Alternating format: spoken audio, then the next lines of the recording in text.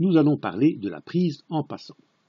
Il s'agit d'un coup spécial qui se fait entre pions et uniquement entre pions.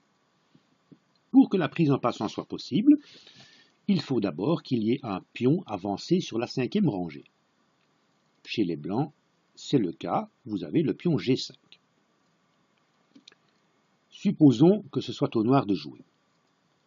S'il décide d'avancer un pion de 2 cases sur une des colonnes voisines du pion G5, par exemple comme ceci,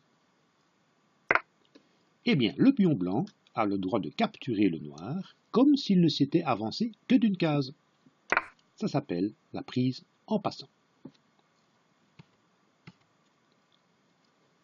Si les noirs avaient joué le pion H, qui lui aussi était sur une colonne voisine, eh bien, le pion blanc a également le droit de capturer en passant. Si les noirs avaient joué de 2 cases leur pion E, comme ce pion n'est pas sur une colonne voisine du pion G5, pas question de prise en passant. Alors regardons dans cette zone-ci de l'échiquier.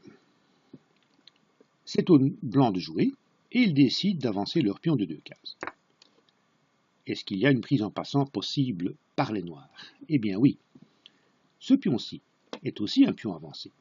Si vous comptez à partir du bord supérieur, 1, 2, 3, 4, 5, il est sur la cinquième rangée aussi. Et à ce moment-là, comme le pion blanc vient d'avancer de 2 cases sur une colonne voisine, le pion noir a le droit de capturer en passant. Évidemment, il risque fort de se faire capturer au coup suivant.